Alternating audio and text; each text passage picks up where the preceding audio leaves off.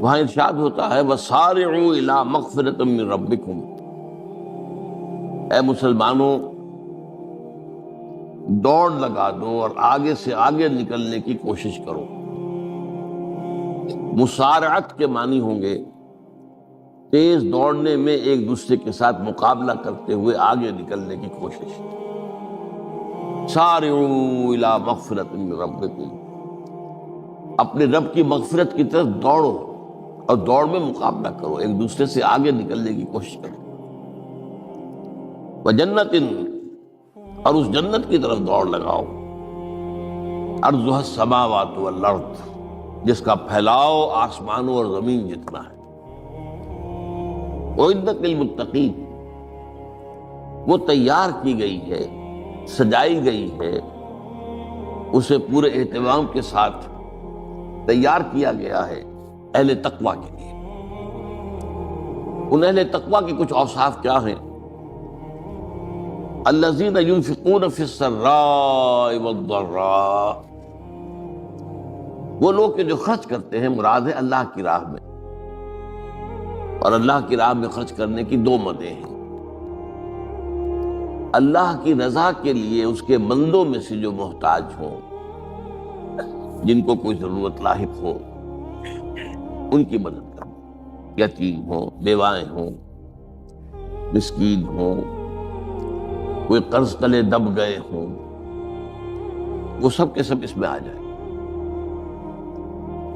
لہذا دوسری مد کیا ہے؟ وہ ہے اللہ کے دین کے لیے خرچ کرنا،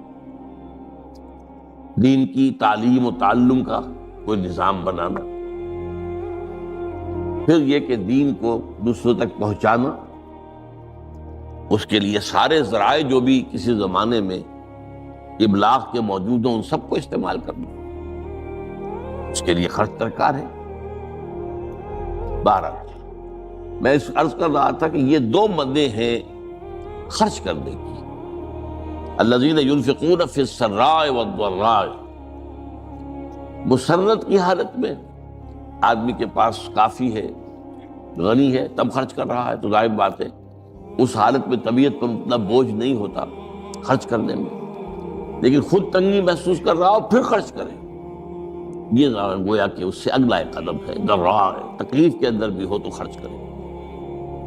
والکاظمین الغیظ، اور وہ لوگ جو اپنے غصے کو پی جانے والے ہیں۔ والعافین عن الناس، اور غصہ ظاہر بات ہے آتا ہے کسی شخص کی کسی غلطی پر، کسی خطا پر، یا وہ اس نے آپ کے ساتھ کوئی زیادتی کی ہے، تبھی تو غصہ آئے گا نا۔ لہذا غصے کو تو پی جاؤ اور لوگوں کو معاف کرو۔ والعافین عن الناس، یہ دو کام در حقیقت ایک ہی کام کے دو رخ ہیں، کہ غصہ آیا ہے تو اسے پی جاؤ، اور جس شخص نے بھی تم پر زیادتی کی ہے، تمہارے خیال میں زیادتی کی ہے، ہو سکتا ہے وہ اپنی جگہ پر صحیح ہو، لیکن یہ کہ بہرحال تمہیں غصہ آیا ہے، اس غصے کو پی جاؤ اور اسے معاف کرو۔ واللہ یحب المحسنین، اور ظاہر بات ہے کہ اللہ تعالیٰ کو تو ایسے محسنین ہی پسند ہے۔ اب یہاں بھی نوٹ کر لیجئے وہی درجہ احسان جو ہم پڑھ چکے ہیں بڑی تفصیل سے، حدیث جبرائیل کے حوالے سے گفتگو شروع ہوئی تھی، بعد میں پھر بھی مختلف مواقع پر گفتگو آتی رہی ہے، اور اگلی حدیث میں پھر آ رہی ہے۔ احسان کسے کہتے ہیں؟ تو اللہ تعالیٰ کو ایسے محسن جو اپنے اس دین کو خوبصورت بنا لے، دین ان کا جو ہے اور دینی زندگی ان کی جو ہے وہ دل کو لبھانے والی ہو، وہ لوگوں کو پسند آنے والی ہو، بلکہ یہ کہ اس کے اندر جو ہے وہ حسن جو ہے دل آویزی پیدا ہو جائے۔ تو اس آیت کے حوالے سے میں آج پھر حدیث آپ کو سنا رہا ہوں۔ اس کے راوی حضرت ابو ہریرہ ہے رضی اللہ تعالی عنہ، انہوں نے ذکر کیا ہے اور اس کی روایت کی ہے امام بخاری نے کی ہے رحمہ اللہ، ان رجلا قال للنبی صلی اللہ علیہ وسلم، ایک شخص نے حضور صلی اللہ علیہ وسلم سے عرض کیا، اوصنی، حضور مجھے کچھ وصیت فرمائیے۔ اوصا یوسی ایصاء، وصیت کرنا، وصا یوصی توصیتاً، اس کے معنی بھی وہی ہے۔ وصا یوصی کے معنی ہو جائیں گے تدریجاً مسلسل وصیت کرتے رہنا، نصیحت کرتے رہنا۔ اور ایک ہے، ایک مرتبہ آپ نے ایک بات کہہ دی، اوصنی، مجھے وصیت فرمائیے، مجھے نصیحت فرمائیے۔ قال لا تغضب، آپ نے ایک ہی بات فرمائی، غصہ نہ کیا کرو، مغلوب الغضب نہ ہو جایا کرو کہ غصہ آئے اور تم پر چھا جائے، تمہارے اوپر اپنا غلبہ کرو۔ فردد مرارا، اب اس شخص کے دل میں شاید کوئی اور بات تھی، اس نے پھر پوچھا، اوصنی حضور، بس کیجیے وصیت میں۔ آپ نے پھر فرمایا لا تغضب۔ پھر پوچھا، وہ تکرار کرتا رہا اور حضور نے بھی ہر مرتبہ وہی بات کی۔ اب اس سے اندازہ ہو جاتا ہے کہ یہ بات کتنی اہم ہے۔ تب پہلی بات تو میں آپ کو یہ بتا دوں کہ غصہ آ جانا کوئی غیر فطری بات نہیں ہے۔ غصہ اللہ تعالیٰ نے انسان میں رکھا ہوا ہے۔ البتہ غصے کے اعتبار سے حضرت حسن، غالباً حسن بصری رحمہ اللہ، ان کا ایک قول بڑا حکیمانہ ہے، بہت حکیمانہ ہے۔ وہ فرماتے ہیں کہ ایک انسان تو وہ ہوتا ہے جو پورا انسان ہوتا ہے، مکمل انسان، ایک ہوتا ہے نصف رجل، آدھا انسان، وہ انسانیت کے معیار پر پورا نہیں اترتا، ہاں نصف تک آ جاتا ہے۔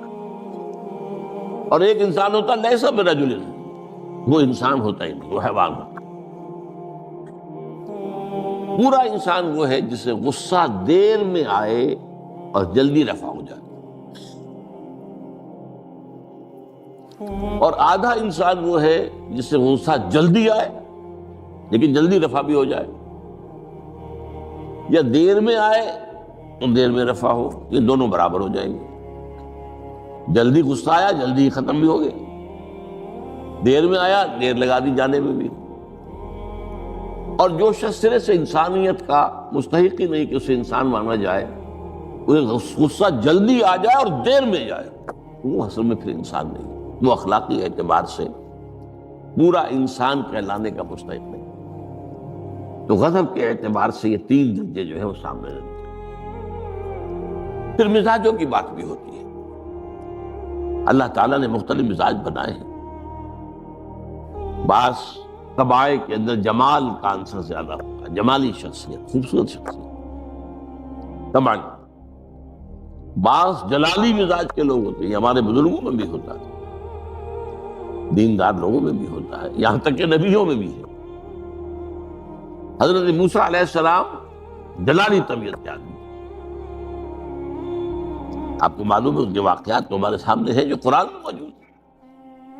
ایک قبطی کا اور ایک اسرائیلی کا جھگڑا ہو رہا تھا، اس اسرائیلی نے مدد مانگی تو حضرت موسیٰ نے ایک مکہ لگایا ہے اس قبطی کو اور اس کی جان نکال دی۔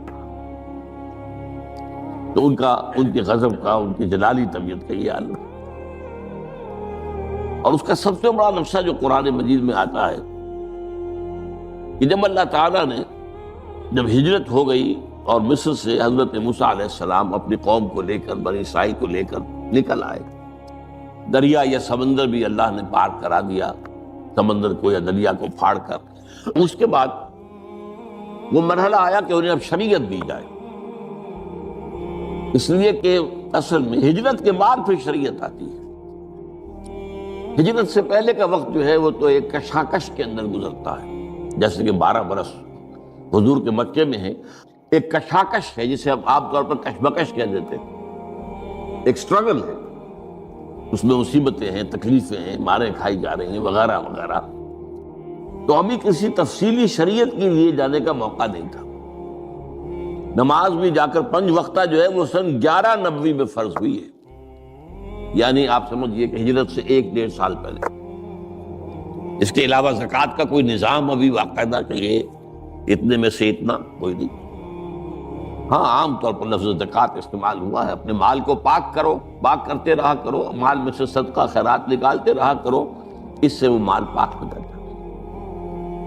تو اسی طریقے سے جو ہجرت آئی حضور پر، جو ہجرت کے بعد شریعت نازل ہوئی مدینہ منورہ میں، اور دورہ ترجمہ قرآن میں یہ بات واضح میں کر دیا کرتا ہوں کہ اس شریعت کا بلو پرنٹ جو ہے، یہ لفظ آپ میں سے بہت سے حضرات جانتے ہوں گے، کوئی عمارت بنانی ہو تو اس کا جو نقشہ بنتا ہے پہلا وہ ایک نیلے کاغذ پر بنتا ہے، بلو پرنٹ۔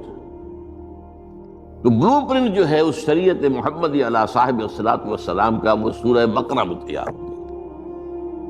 پھر اس میں جو تفاصیل کے اور پورے جو خد و خال آئے ہیں وہ پھر سورہ نساء اور سورہ مائدہ اس کی تکمیل کی شروع۔